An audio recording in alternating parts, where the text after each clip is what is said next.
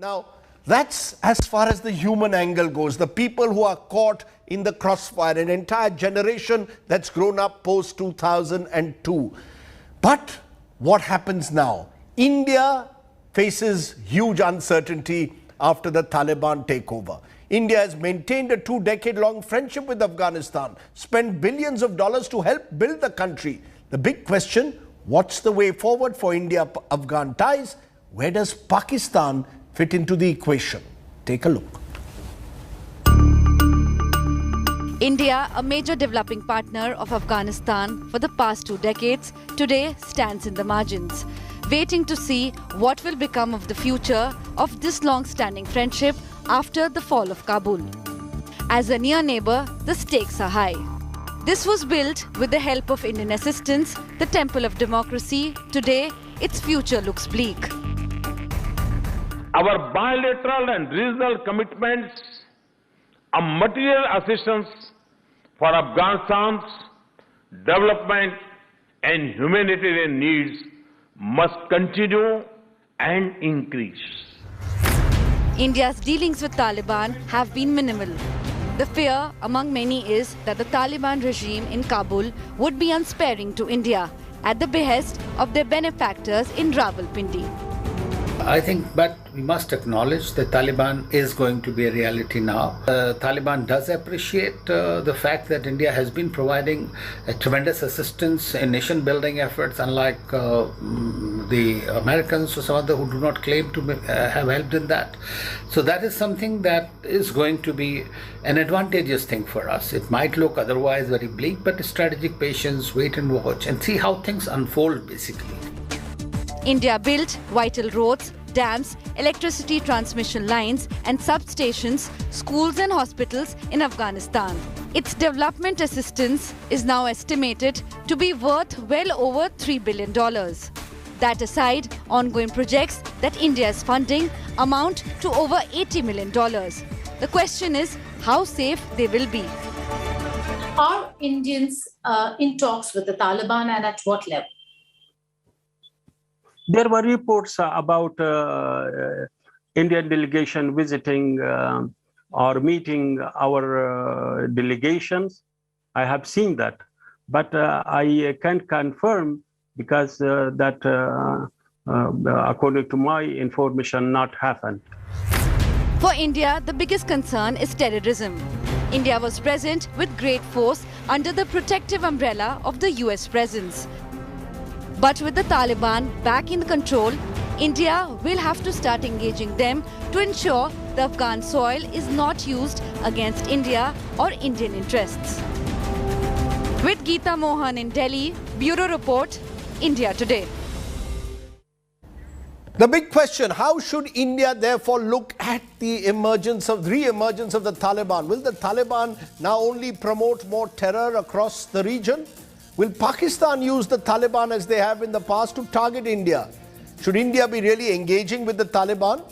Are Pakistan responsible for creating the Frankenstein of the Taliban? How will it impact global politics? Just some of the questions we'll raise at the moment. I'm joined by Dr. Michael Rubin, Senior Fellow at the American Enterprise Institute. By Amar Sinha will join me, former Indian Ambassador to Afghanistan, and Abdul Basit, former High Commissioner of Pakistan to India. Let's come to you, Dr. Basit, first, because Mr. Basit, the fear is, and this has been expressed to me by Afghan guests who've come on the show, that this is a proxy regime for Islamabad. The Taliban are working under the directions of GHQ, that all that Islamabad wants is strategic depth in the area. How do you respond, Mr. Basit? I do not know who were those who were on your show. But what I can see is that India is obviously not very happy that the Taliban have been prevailed in Afghanistan, and that too without a civil war, without bloodshed. And I can understand reasons, because India would... Okay, And then secondly, as far as my information goes, India did try initially to reach out to the Taliban. But Taliban were not very receptive to the idea to engage with India at this point in time. So as far as, Pakistan is concerned, obviously, we are watching the situation very carefully. And today, we had a meeting of the National Security Committee as well, yesterday, sorry, and we are watching the situation, and we hope that the Taliban, who addressed a press conference this evening in Kabul, and they assured to the international community that they do not want internal or external enemies. They have declared amnesty for all. So they want, all the vibes which we are getting from the Taliban, they're all very positive. No, you're not answering my question. You've ducked my central question, that the charge which is being made against Pakistan at the moment is Pakistan wants to use the Taliban as an instrument for strategic depth in the area. You want to use it as your, in a way, ally to build, in a sense, Pakistan's influence. Yes or no? We do not need a strategic depth, Rajdeep.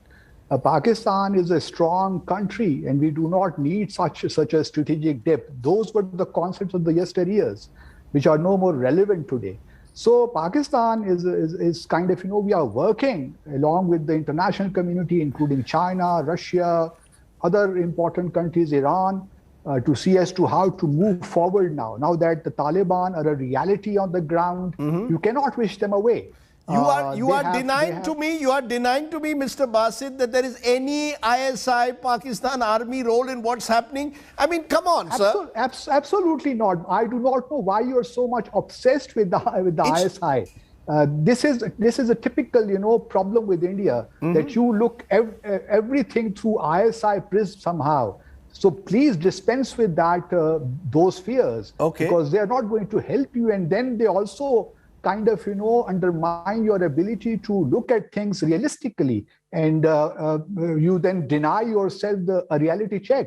So I would very much strongly recommend to you to leave, dish that unnecessary obsession, fixation with the ISI. Things are changing on the ground. The fact of the matter is that Taliban have gained militarily, and they have been successful diplomatically as well. Because it was US which entered into an agreement with them last year, recognizing them, giving them legitimacy. And then, Okay, Mr. Basit, it appears that when it comes to the role of the army, the role of the ISI in Afghanistan, Pakistan, Islamabad remains in denial, at least publicly. Michael Rubin, you want to respond to that? Mr. Basit says this is a typical Indian reaction at the moment, suggesting that in some way it is Pakistan which has propped up the Taliban. This is in Pakistan's interest. He denies it, but that's the general belief. Do you also agree with that?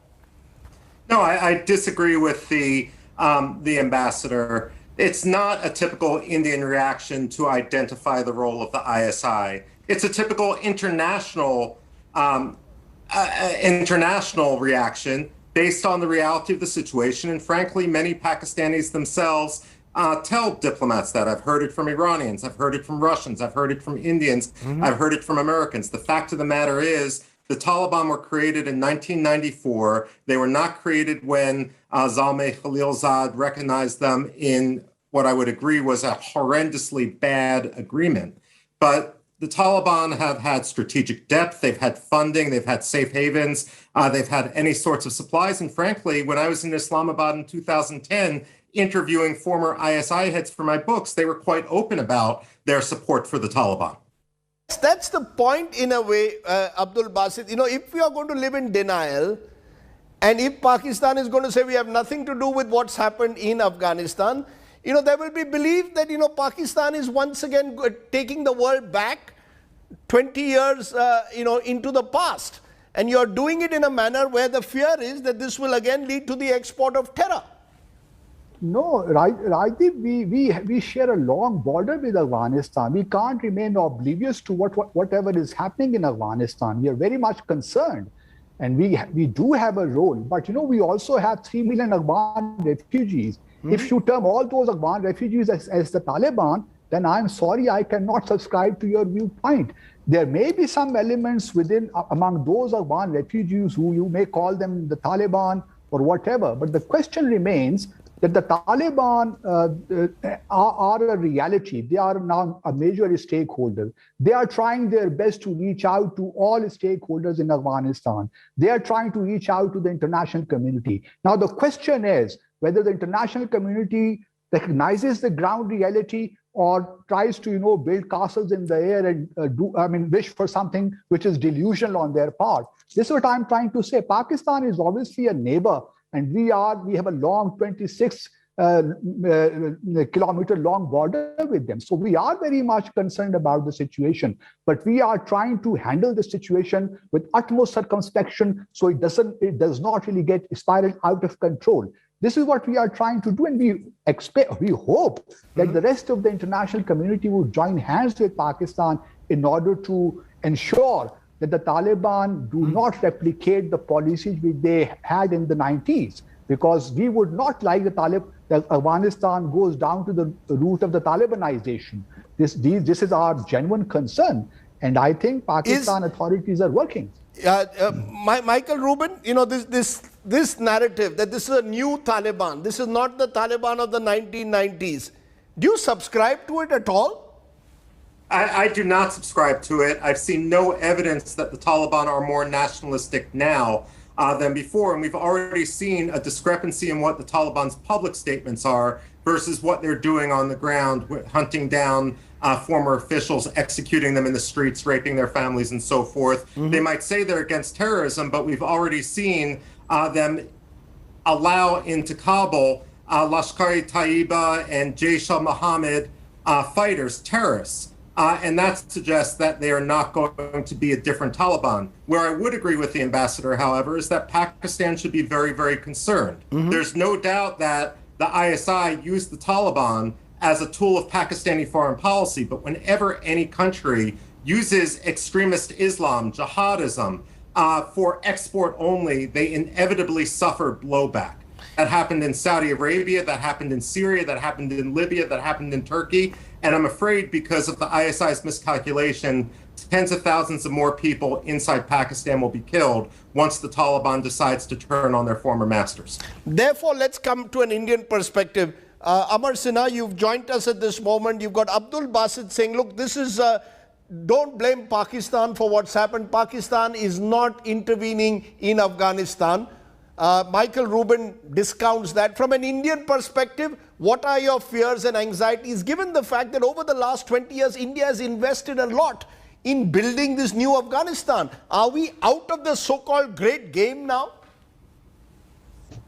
Well, Rajdeep, if we look at it as a great game, yes, perhaps we are out, but I don't think we should look at it as a game. This is a serious humanitarian issue in Afghanistan. Well, I heard some of the conversation, and I just heard Zabiullah Mujahid also actually addressing his first press conference. He's obviously saying the right things. He's reassuring. He's saying he's trying to present a face that they are interested in governance, and he's giving amnesty to everybody. They are not going on a revenge. But then to say that Pakistan had no role in Taliban, that is it's really arguing about proofs which have been well documented, and not by Indians. It's not that I say. We just have to listen to Mr. Gul Ahmed, Hamid Gul, Pervez Musharraf himself, Benazir Bhutto. That is, I think, well established, and I don't think we have to go there. Now, whether they have changed or not, in their narrative definitely has changed. In 20 years, they have learned their lessons, that if they need acceptance, they have to change. How much they have changed and how much their fighters have changed, that is still to be seen. So what are India's realistic options, Mr. Sinha? What are India's realistic options? We talk to the Taliban, carry on a dialogue. We have to talk to whichever is the regime in Afghanistan, or do we be a little, should we be a little cautious? What are India's realistic options, given that we've been bitten badly in the past? Well, I think everybody will have to work with whatever regime there is in Taliban. Ultimately, part of diplomacy is not to expect what ought to be, but what is there in terms of reality. And how you safeguard your interests, how you push them towards a more sort of a moderate line, I think will be the new challenge. Let us for the time being, take them on face value. Obviously, I don't think we would approve of the way they have captured power, but the fact is that the ground reality in Kabul has changed today. No, so but what happens to Indian investments, Indian assets, Indian interests there, quite apart from the fact that you've got India perhaps, which will be asked to play a role in any potential humanitarian crisis as well? Well, Indian assets and the investments that we made, Rajdeep, are really for people of Afghanistan to protect. Mm-hmm. And I don't think Taliban has destroyed that ever when they built the parliament or the Salma Dam. Mm-hmm. So that they are very conscious. Of course, they have destroyed a lot of infrastructure in terms of the roads, culverts, etc. And somebody will have to come to build it. So that I'm not really worried. And these were not investments which were made for any particular return. It is not like, if I may permitted to say, it is not like CPEC, which is looking for a return of 10% or 15%. These were gifts to the people. So that we are very clear. The other big gift is the education and the institution building. That I think even Taliban needs, and that's what I was listening to them, that they were reassuring that they want educated people to stay and serve their own country. If you had one question, Ambassador, to ask your ambassador counterpart in Islamabad, Abdul Basit, what would it be? If there is one concern that you have with Pakistan's role, because let's be clear, Pakistan is the elephant in the room here. Okay, my question really would be, has Pakistan changed? Would it still try to control the Taliban as it tried to do with the version 1? Interesting, Mr. Basit. You said that Afghanistan, that the Taliban, you believe, have changed. This is a new Taliban, not that of the 90s. Has Pakistan changed under Imran Khan's leadership, who's been openly celebrating the idea of the fact that the Taliban are back? Our policies speak for themselves, Ambassador Sinha, and it is really refreshing to hear you that you are perhaps being more realistic than my friend Rajdeep Sardesai. And it is good that you are it seems that India is gradually revisiting its policy towards the Taliban. I'm not holding any brief for the Taliban, but my point is that South Asia needs peace. South Asia needs stability. So Pakistan, for one, cannot afford to get into a situation where its long border with Afghanistan becomes unstable, as had been the case during the last 20 years. And that too because India also, in a way, promoted fissures among Afghans by investing too much in National Security Directorate and promoting anti-Pakistan elements within Afghanistan. So some of the blame also goes to India. And for that matter, we should be, frankly speaking, should be asking questions to US, NATO, India, as to what have you done during the last 20 years to build institutions there in order for, for example, ANA, why the ANA melted away like that. So these are the hard questions. Is Mr. Sinha, Mr. Rubin, you want to take this?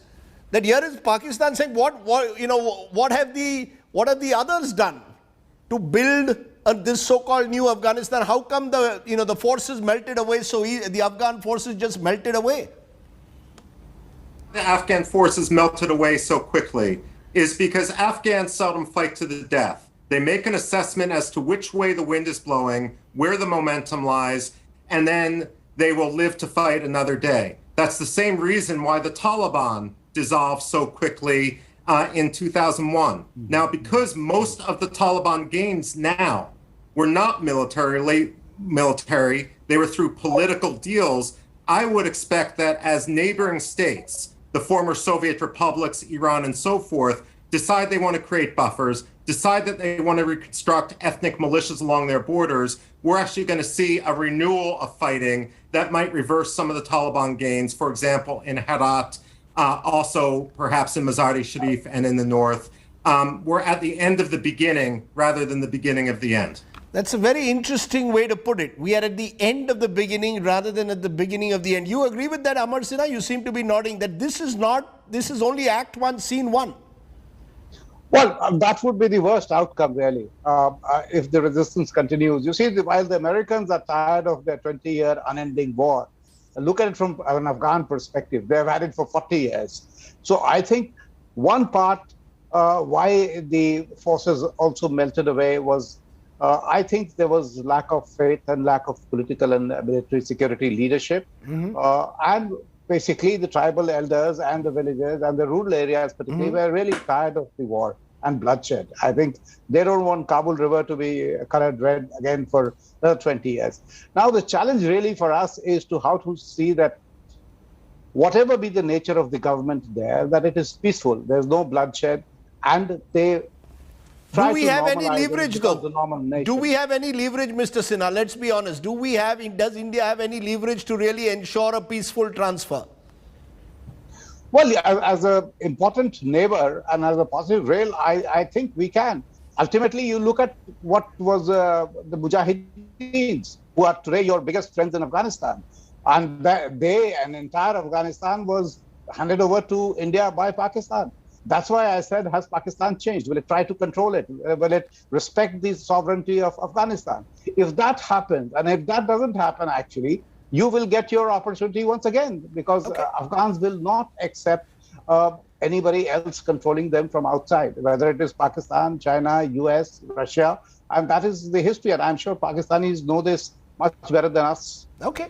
I think that's fascinating to get three very, very distinctive viewpoints in a way on an issue that is fraught with complexity, where there are no black and white solutions as sometimes we look for in policy issues. Amar Sinha, Abdul Basit, Michael Rubin, appreciate your joining us Thank you very much. on the News Today News without the noise. Time for a break. On the other side, just a bit more as we end our Afghan special. Back in a moment.